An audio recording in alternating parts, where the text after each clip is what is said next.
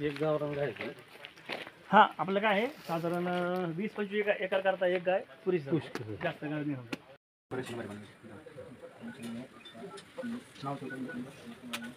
बोला चांगले समजा काही खूप मोठी आहे, काही खूप मोठी आहे, काही काटेरी आहे, काही थोडीशी पिवळसर आहे, काही लाल आहे, तर त्यापैकी चांगले आहे. त्याच्यात आम्ही कसं आल्यानंतर कसं आहे की पाहुण्याचं ठीक स्वागत होतं, फुलं बिलं पाहायला बरं वाटतं.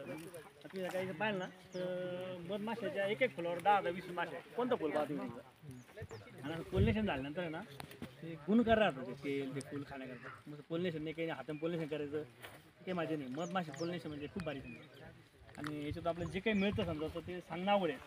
त्याच्या आपल्या न्यूट्रिशन काय काय मिळतं ते खूप काही मिळतं समजा. ज्या ठिकाणी मधमाशी जास्त त्या ठिकाणी सगळं व्यवस्थित. आणि मधमाशी असली ना तर तेच शेत मात्र सक्सेस आहे. मधमाशी नसली तर ते मधमाशी होत म्हणजे असं अर्थकारण सगळं. मधमाशी येण्याकरता आपलं काय करायचंय तुरी लावायचं त्याच्याकरता चवळी लावायचं समजा मोरी करडईचे पिकर सुद्धा मधमाशी बरोबर. अशा अनेक पिकं लावलं थोडं थोडं जास्त लावायची गरज आपल्याला थोडं थोडं लावलं असं ते तिकडे गेलके समजा त्याच्यावर होता किंवा 10 रुपये किलो होता त्यावेळेस माझा भाव 250 रुपये किलो. आणि आम्हाला एकही कांडी उरत नाही हे आमचं आतापर्यंत सत्य आहे गेल्या 10 वर्षापासून. उरत का नाही कारण आमचं लसूण खाऊन त्याला जी काही ताकद मिळते जी काही चव लागते जी काही त्याला नाही का एक लोकांना आवड तयार झाली त्यामुळे आमचं लसूण कधी कधी आम्हाला सुद्धा पुरत नाही समजा म्हणजे विक्री करून आम्हाला सुद्धा म्हणजे पुरत नाही.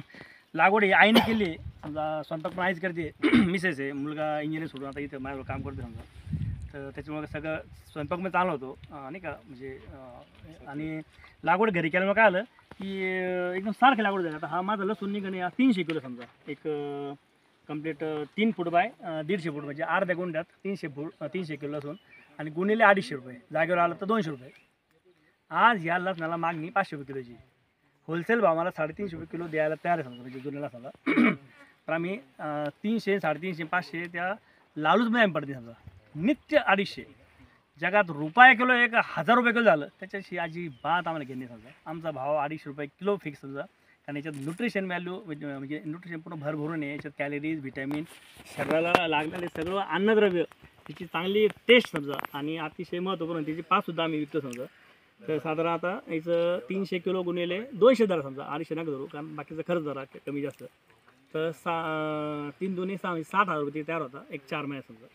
वर्षाचं आपण धरले समजा तर वर्ष पुढच्या 4 महिन्यात वेगळे पिकायचं त्याच्या पुढच्या 4 महिन्यात वेगळे पिकायचं गणित सगळं सारखं असं म्हणजे साईन तरी 18 म्हणजे 1.5-2 लाखापर्यंत त्याचं गणित बसतं अर्ध्या गुंठ्याचं वर्षभर केलं तर बघा आपण किती करतो ते आपल्या याच्यावर समजा गादी वापर समजा तेव्हा काय पाणी भरलं नाही भरलं ते एकमेकाचं ते ओढून घेतं आणि पाणी भरण्याची गरज का नाही ते आपण परत आपण त्याविषयी थोडं सखोल चर्चा करू की नाही किंवा कमी पाणी द्यायचं चालतो. आता तुमच्या मागं जी पाहता ती मका ही मका आपली घरगुती मका आहे पारंपरिक लाल मका कॅन्सरला प्रतिबंध करणारी आणि प्रत्येका शेती वाढवण्यात समजा. तर हिचं आपण काय केलं आहे की 2 फूट बाय 150 फूट म्हणजे 3 दुने किती 1.5-3 पावगुंडा. आता ह्या पावगुंठ्यात जी मका आपली आली आहे तर हिचं मला समजा उत्पादन मिळेल कमीत कमी समजा एक 150 किलो त्या कॅन्सरचं समजा 150 किलो म्हणजे एक 1.5 क्विंटल समजा आणि ते 100 रुपये किलो प्रमाणे त्याचं 15,000 फिक्स होतील.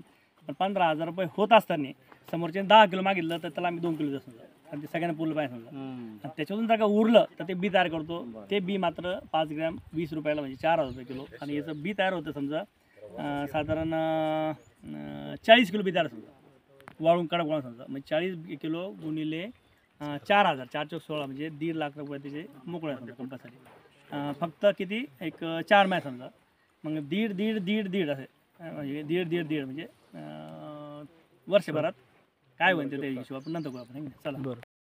नेहमी ग्राउंडवरती चर्चा करत असताना आपल्याला एकच प्रश्न भेडसावत असतो की आपण पिकवतोय पण पिकलेल्या